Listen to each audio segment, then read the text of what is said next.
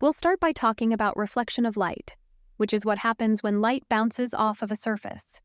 Then we'll move on to spherical mirrors, which are curved mirrors that can form images of objects. We'll discuss the special rays that are used to analyze images formed by spherical mirrors. Then we'll see image formation by spherical mirrors. After that, we'll talk about the uses of spherical mirrors. Finally, we'll cover the sign convention for reflection by spherical mirrors, the mirror formula, and magnification. So if you're ready to learn about light reflection, then let's get started. Reflection of light is the process of bouncing back of light rays when it strikes the smooth and shiny reflecting surface. There are two laws of reflection. First law says that the angle of incidence is equal to the angle of reflection, and the second law says that the incident ray, the normal to the mirror at the point of incidence, and the reflected rays all lie in the same plane.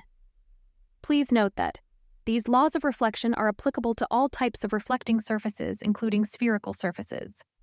We all are familiar with the formation of images by a plane mirror.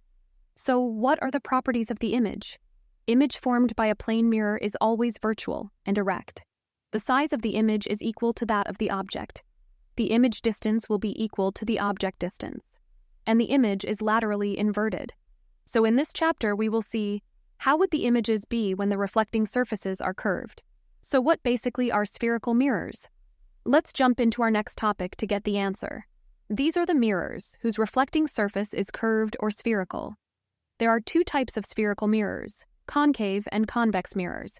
Let's go one by one.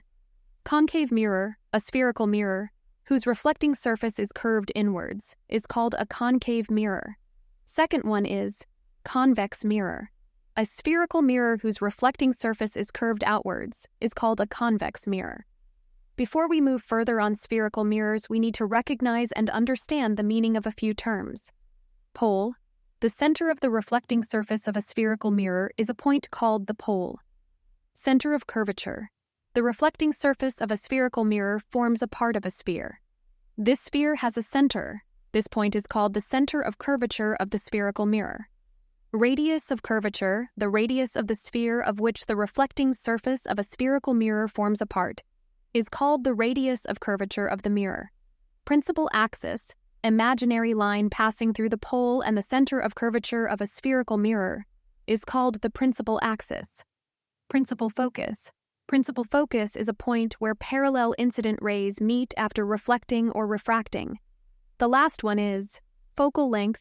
Distance from principal focus to the pole is called focal length. There is a relationship between radius of curvature and principal focus. That is, r is equal to 2 multiplied by f. Now, before going to the image formation by spherical mirrors, we need to know 4 special rays. First, when a ray of light strikes a concave mirror parallel to the principal axis, it will reflect inward and pass through the principal focus. When a ray of light strikes a convex mirror parallel to the principal axis, it will reflect outward and appear to diverge from the principal focus. Second, when a ray of light passes through the principal focus of a concave mirror, or when a ray of light is directed towards the principal focus of a convex mirror, it will reflect off the mirror and emerge parallel to the principal axis. Third, if you shine a light ray through the center of a concave mirror, or if you shine a light ray directly towards the center of a convex mirror, the light will bounce back in the same direction it came from. Fourth, when a ray of light hits a mirror at an angle, it is reflected at the same angle. This is true for both concave and convex mirrors. The only difference is that the reflected ray will be bent towards the principal axis in a concave mirror and away from the principal axis in a convex mirror. So these are the special rays you need to remember to draw ray diagrams for both concave and convex mirrors. Now, let's go with the image formation by concave mirror. First, when the object is at infinity, since all the incident rays are parallel, they will converge at principal focus after reflection. From this diagram, we can say that image position is at focus. Since the image is formed by real convergence, nature of the image formed is real and inverted, and it is point-sized, or we can say it is highly diminished. Second, when the object is placed beyond the center of curvature, we have to take 2 rays.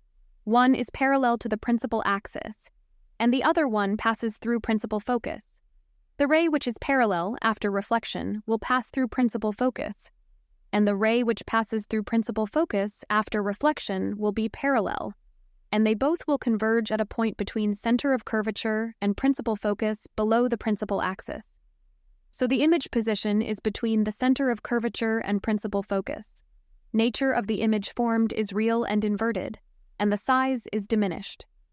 Third, when the object is placed at the center of curvature, we have to take two rays, one is parallel to the principal axis, and the other one passes through principal focus.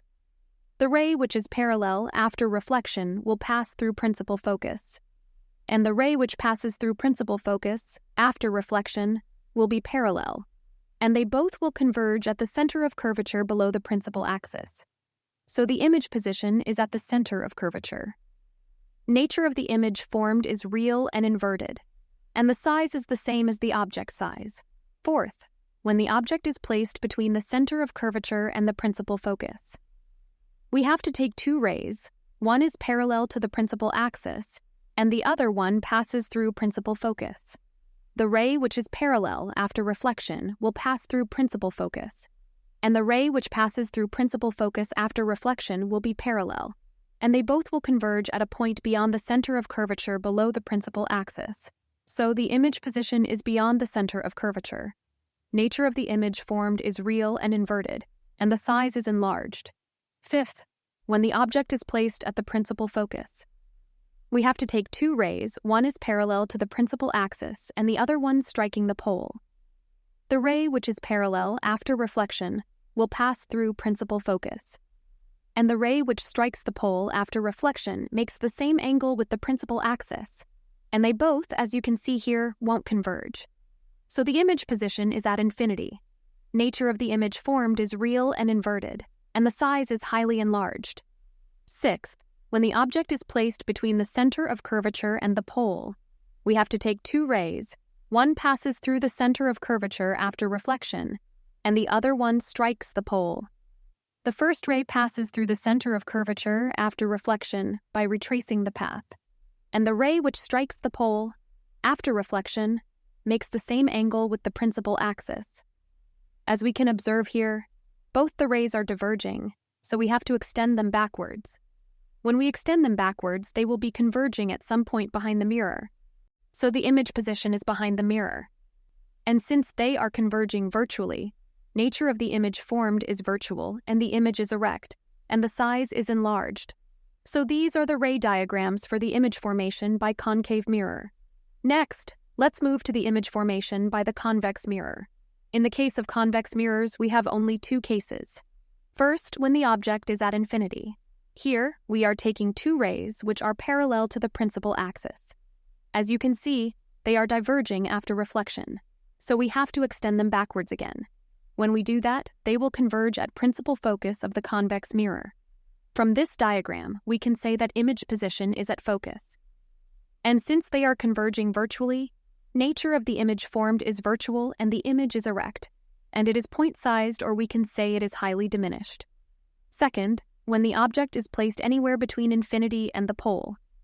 Here we are taking two rays, one is parallel to the principal axis, and the other one is striking the pole. As you can see, they are diverging after reflection, so we have to extend them backwards again. When we do that, they will converge at a point between principal focus of the convex mirror and the pole above the principal axis. From this diagram, we can say that the image position is between principal focus and the pole. And since they are converging virtually, nature of the image formed is virtual, and the image is erect, and it is diminished. So these are the ray diagrams for the image formation by a convex mirror. Now, let's see what are the uses of concave and convex mirrors. Uses of concave mirrors. These are commonly used in torches, searchlights, and vehicle headlights to get powerful parallel beams of light. They are often used as shaving mirrors to see a larger image of the face. Dentists use these mirrors to see large images of the teeth of patients. Large concave mirrors are used to concentrate sunlight to produce heat in solar furnaces. Uses of convex mirror. These are commonly used as rear-view mirrors in vehicles. These mirrors are fitted on the sides of the vehicle, enabling the driver to see traffic behind him/her to facilitate safe driving. These are preferred because they always give an erect, though diminished, image. Also, they have a wider field of view as they are curved outwards. Thus, convex mirrors enable the driver to view a much larger area than would be possible with a plane mirror. Now let's study the sign convention for reflection by spherical mirrors. The object is always placed to the left of the mirror. This implies that the light from the object falls on the mirror from the left-hand side. All distances parallel to the principal axis are measured from the pole of the mirror. All the distances measured to the right of the origin are taken as positive, while those measured to the left of the origin are taken as negative. Distances measured perpendicular to and above the principal axis are taken as positive. Distances measured perpendicular to and below the principal axis are taken as negative. These are the sign conventions we need to remember. The next concept is the mirror formula. In a spherical mirror, the distance of the object from its pole is called the object distance, which is represented by a small u. The distance of the image from the pole of the mirror is called the image distance, which is represented by a small v. We already know that the distance of the principal focus from the pole is called the focal length, which is represented by a small f. So there is a relationship between these three quantities given by the mirror formula, which is expressed as 1 by u plus 1 by f, which is equal to 1 by f. Next, and the last concept under the reflection part of the 10th CBS, is magnification. It is expressed as the ratio of the height of the image to the height of the object. It is usually represented by the letter m. If h is the height of the object and h' is the height of the image, then the magnification m produced by a spherical mirror is given by m is equal to h' divided by he, which is again equal to the negative of divided by u. If the magnification is negative, it means that the image formed is real and inverted, and if the magnification is positive, it means that the image formed is virtual and erect. Not only these, but we can also tell the size of the image formed. If the magnification is greater than 1, it means that the image formed is enlarged. If the magnification is equal to 1, it means that the image formed is of the same size as the size of the object. And finally, if magnification is less than 1, it means that the image formed is diminished. That's it for this video. For more videos, subscribe to Physics Trailblazers.